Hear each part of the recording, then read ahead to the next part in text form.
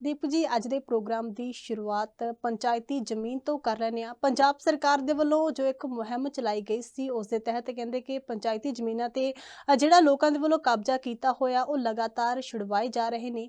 ਲੰਘੇ ਕੱਲ ਵੀ ਮੰਤਰੀ ਲਾਲਜੀਤ ਸਿੰਘ ਭੁੱਲਰ ਦੇ ਵੱਲੋਂ 85 ਏਕੜ ਜ਼ਮੀਨ ਤੋਂ ਕਬਜ਼ਾ ਛੁਡਵਾਇਆ ਗਿਆ, ਪਰ ਰੋਪੜ ਦੇ ਵਿੱਚ ਜਦੋਂ ਉਹ ਕਬਜ਼ਾ ਛੁਡਵਾਉਣ ਦੇ ਲਈ ਪਹੁੰਚੇ ਤਾਂ ਉੱਥੇ ਬਹਿਸਬਾਜ਼ੀ ਹੋ ਗਈ। ਮੌਕੇ ਤੇ ਔਰਤਾਂ ਇਕੱਠੀਆਂ ਹੋ ਗਈਆਂ ਤੇ ਨਾਲ ਹੀ ਪਿੰਡ ਦੇ ਲੋਕ ਵੀ ਇਕੱਠੇ ਹੋ ਗਏ ਤੇ ਨੌਬਤ ਇਹ ਆ ਗਈ ਕਿ ਉਹ ਟਰੈਕਟਰ ਛੱਡ ਕੇ ਭੱਜ ਗਏ।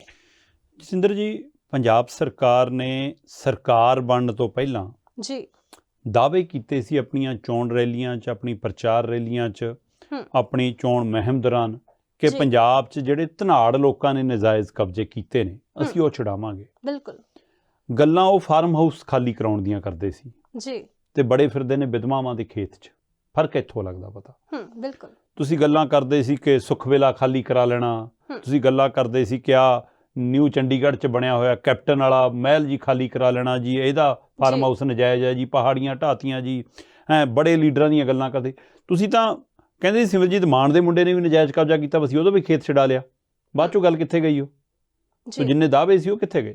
ਸੋ ਕਹਿਣੀ ਤੇ ਕਰਨੀ ਸ਼ੁਰੂ 'ਚ ਢੋਲ ਵਜਾ ਕੇ ਖਾਲੀ ਕਰਾਉਣ ਚਲੇ ਗਏ ਜੀ ਤੇ ਖਾਲੀ ਕਰਾਉਣ ਲੱਗੇ ਪਿੰਡਾਂ ਦੇ ਛੱਪਰ, ਲੋਕਾਂ ਦੇ ਬਾੜੇ, ਲੋਕਾਂ ਦੇ ਖੇਤ। ਮੈਂ ਕਹਿੰਦਾ ਉਹ ਸ਼ਾਮਲਾਤ ਵੀ ਹੈ ਜੀ, ਪਰ ਕੀ ਪੰਚਾਇਤੀ ਜ਼ਮੀਨਾਂ ਦੇ ਹਵਾਲੇ ਨਾਲ ਸਰਕਾਰ ਦਾ ਸਿੱਧਾ ਉਹਦੇ ਪਰ ਕੋਈ ਅਧਿਕਾਰ ਖੇਤਰ ਹੈ?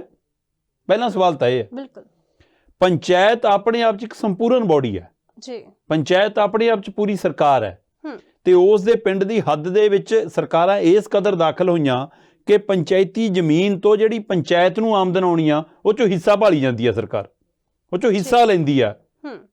ਤੇ ਦੂਸਰੇ ਪਾਸੇ ਹੁਣ ਕਹਿੰਦੇ ਜੀ ਪੰਚਾਇਤੀ ਜ਼ਮੀਨਾਂ ਪੰਚਾਇਤ ਮੰਤਰੀ ਖਾਲੀ ਕਰਾਉਣਗੇ ਤੇ ਪਹਿਲੇ ਮੰਤਰੀ ਵੀ ਜਾਂਦੇ ਸੀ, ਹੁਣ ਵਾਲੇ ਵੀ ਜਾਣ ਲੱਗੇ ਜੀ। ਲਾਲਜੀਤ ਭੁੱਲਰ ਅੱਜ ਰੋਪੜ 'ਚ ਗਏ ਤੇ ਇੱਕ ਕਹਿੰਦੇ ਜੀ 19 ਏਕੜ ਦਾ ਸ਼ਾਮਲਾਟ ਜ਼ਮੀਨ ਹੈ ਤੇ ਉਹਦੇ ਉੱਤੇ ਜੀ ਨਜਾਇਜ਼ ਕਬਜ਼ਾ ਤੇ ਕਬਜ਼ਾ ਲੈਣਾ ਤੇ ਕਬਜ਼ਾ ਲੈਣ ਲਈ ਟਰੈਕਟਰ ਲੈ ਕੇ ਕਣਕ ਵਾਹੁਣ ਲੱਗੇ।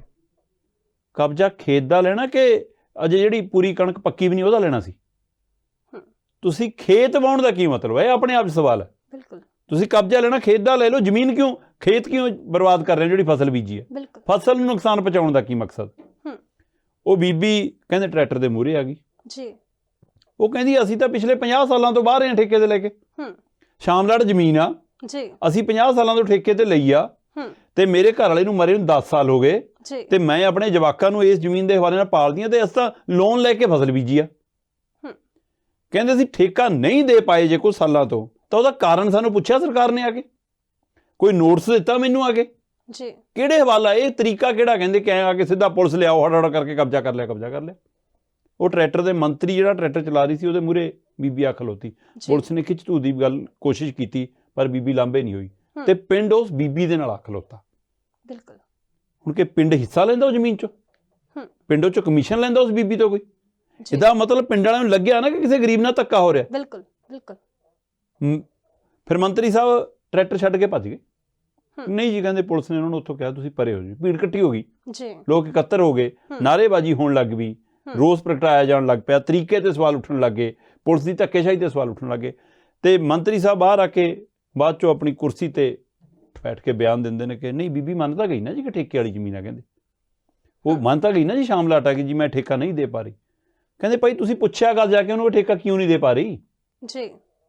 ਪੰਜਾਬ ਦੀ ਇਹ ਵੀ ਤਾਂ ਸਰਕਾਰ ਦੀ ਜ਼ਿੰਮੇਵਾਰੀ ਬਣਦੀ ਆ ਕਿ ਜੇ ਇੱਕ ਪਾਸਾ ਕਹਿੰਦੇ ਅਸੀਂ ਵਿਧਵਾਵਾਂ ਦੇ ਖਾਤੇ 'ਚ ਅਸੀਂ 2-2 ਹਜ਼ਾਰ ਪਾਉਣਾ ਸ਼ੁਰੂ ਕਰ ਦੇਣਾ ਵੋਟਾਂ ਤੋਂ ਪਹਿਲਾਂ, ਦੂਏ ਪਾਸੇ ਇੱਕ ਜੇ ਮਿਹਨਤ ਮਸ਼ੱਕਤ ਕਰਦੀ ਆ ਤੇ ਉਹ ਨਹੀਂ ਅਦਾ ਕਰ ਪਾ ਰਹੀ ਠੇਕਾ, ਉਹਦਾ ਕਾਰਨ ਜਾਣਨ ਦੀ ਤੁਸੀਂ ਕੋਸ਼ਿਸ਼ ਨਹੀਂ ਕਰਦੇ ਜੀ? ਬਿਲਕੁਲ। ਮੈਂ ਕਹਿੰਦਾ ਉਹ ਜਾਣਬੁੱਝ ਕੇ ਵੀ ਨਹੀਂ ਦਿੰਦੀ। ਪਰ ਇਹ ਸਰਕਾਰ ਦਾ ਤਰੀਕਾ ਕਿਹੜਾ ਫਿਰ ਜੀ? ਤੁਸੀਂ ਜੇਕਰ ਤੁਹਾਨੂੰ ਲੱਗਦਾ ਹੈ ਕਿ ਇਹ ਜ਼ਮੀਨ ਹੱਦਬੰਦੀ ਠੇਕੇ ਤੇ ਦਿੱਤੀ ਹੋਈ ਜ਼ਮੀਨ ਹੈ ਜਾਂ ਖਾਲੀ ਪਈ ਜ਼ਮੀਨ ਹੈ ਜਾਂ ਕਿਸੇ ਦੀ ਕਬਜ਼ੇ ਹੇਠ ਹੈ, ਸਰਕਾਰੀ ਜ਼ਮੀਨ ਹੈ, ਉਹ ਕਬਜ਼ਾ ਛਡਾਉਣਾ ਤਾਂ ਜ਼ਮੀਨ ਕੰਟਰੋਲ 'ਚ ਲੈਣੀ ਹੁੰਦੀ ਹੈ ਕਿ ਉਹਦੀ ਫਸਲ ਉਜਾੜਨ ਦਾ ਅਧਿਕਾਰ ਕਿਹਨੇ ਦਿੱਤਾ? ਮੰਤਰੀ ਸਾਹਿਬ ਇਹ ਜਵਾਬ ਦੇ ਦੇਣ। ਬਿਲਕੁਲ। ਫਸਲਾਂ ਦੇ ਪਿੱਛੇ ਤਾਂ ਲੜਾਈ ਲੜਦੇ ਰਹੇ ਬੰਦੇ, 700 ਬੰਦੇ ਸ਼ਹੀਦ ਹੋ ਗਏ ਆਪਣੇ ਦਿੱਲੀ ਬਾਰਡਰਾਂ ਤੇ ਜੀ, ਤੇ ਤੁਸੀਂ ਆਹ ਕਰਤੂਤਾਂ ਕਰ ਰਹੇ ਹੋ। ਸੋ ਇਸ ਮਸਲੇ ਨੂੰ ਲੈ ਕੇ ਸਰਕਾਰ ਦਾ ਵਿਰੋਧ ਇੱਕ ਵਾਰ ਫੇਰ ਸ਼ੁਰੂ ਹੋ ਗਿਆ ਜੀ। ਪਿਛਲੇ ਸਮੇਂ ਇਹਨਾਂ ਨੇ ਇਸ ਮਸਲੇ ਨੂੰ ਠੰਡੇ ਵਾਸਤੇ ਪਾ ਲਿਆ ਸੀ। ਬਿਲਕੁਲ ਜਿਹੜੀਆਂ ਨਜਾਇਜ਼ ਜ਼ਮੀਨਾਂ ਧਨਾੜ ਲੋਕਾਂ ਨੇ ਦੱਬੀਆਂ ਨੇ ਜੀ। ਪਿੰਡਾਂ 'ਚ ਕੀ ਹੁੰਦਾ ਜਤਿੰਦਰ ਜੀ, ਆਮ ਤੌਰ ਤੇ ਸ਼ਾਮਲਾਟ ਜ਼ਮੀਨ ਜਾਂ ਤਾਂ ਠੇਕੇ ਦੇ ਰਾਹੀਂ ਪੰਚਾਇਤ ਨੂੰ ਆਮਦਨ ਹੁੰਦੀ ਹੈ ਜੀ, ਜਾਂ ਕਈ ਵਾਰ ਸਰਪੰਚ ਇਸ ਲਾਲਚ 'ਚ ਵੀ, ਵੋਟ ਬੈਂਕ ਦੇ ਲਾਲਚ 'ਚ ਵੀ ਕੁਝ ਗਰੀਬ ਪਰਿਵਾਰਾਂ ਨੂੰ, ਕੁਝ ਲੋੜਵੰਦ ਪਰਿਵਾਰਾਂ ਨੂੰ ਜ਼ਮੀਨਾਂ ਵਾਹੁਣ ਲਈ ਦੇ ਦਿੰਦੇ ਨੇ, ਤੇ ਠੇਕਾ ਨਹੀਂ ਆਉਂਦਾ ਜੀ, ਕੋਈ ਨਾ ਜ਼ਮੀਨ ਬਾਹਰ ਰਹੇ ਨੇ। ਮੈਂ ਕਹਿੰਦਾ ਵੋਟ ਦਾ ਲਾਲਚ ਹੁੰਦਾ, ਪਰ ਦਿੱਤੀ ਲੋੜਵੰਦ ਨੂੰ ਹੁੰਦੀ ਹੈ। ਬਿਲਕੁਲ। ਜੇ ਪਲਾਟ ਕੱਟ ਕੇ ਦਿੱਤੇ, ਕੁਛ ਕੀਤੇ, ਚਾਹੇ ਉਹ ਵੋਟਾਂ ਲਈ ਦਿੱਤੇ, ਪਰ ਦਿੱਤੇ ਲੋੜਵੰਦ ਨੂੰ। ਹਾਂ, ਜੇ ਕਿਸੇ ਮਤਲਬ 40-40, 50-50 ਕਿੱਲੇ ਵਾਲੇ ਨੂੰ ਦਿੱਤੇ ਵੀ ਨੇ, 20-20 ਕਿੱਲੇ ਵਾਲੇ ਨੂੰ ਦਿੱਤੇ ਵੀ ਨੇ, ਹੈ ਨਾ, ਤਕੜੇ ਕਿਸੇ ਸੇਠ ਲਾਲੇ ਨੂੰ ਦਿੱਤੇ ਵੀ ਨੇ, ਫਿਰ ਤਾਂ ਖਾਲੀ ਕਰਾਉਣਾ ਬਣਦਾ। ਬਿਲਕੁਲ। ਜੇ ਕਿਸੇ ਵਿਧਵਾ ਕੋਲ ਹੈ, ਲੋੜਵੰਦ ਕੋਲ ਹੈ, ਅਗਲੀ ਮਿਹਨਤ ਮੁਸ਼ੱਕਤ ਕਰਕੇ ਕੋਈ ਕਮਾ ਖਾ ਰਿਹਾ ਹੈ, ਤੇ ਤੁਸੀਂ ਉਹ ਤੋਂ ਖਾਲੀ ਕਰਾਓਗੇ। ਸੋ ਉਲਟਾ ਤੁਸੀਂ ਉਹਨੂੰ ਕਹੋ ਕਿ ਭਾਈ ਤੂੰ ਇਸ ਜਾਲ ਚੋਂ ਨਿਕਲਣਾ ਕਿਵੇਂ, ਇਹਦਾ ਹੱਲ ਦੱਸ। ਬਿਲਕੁਲ।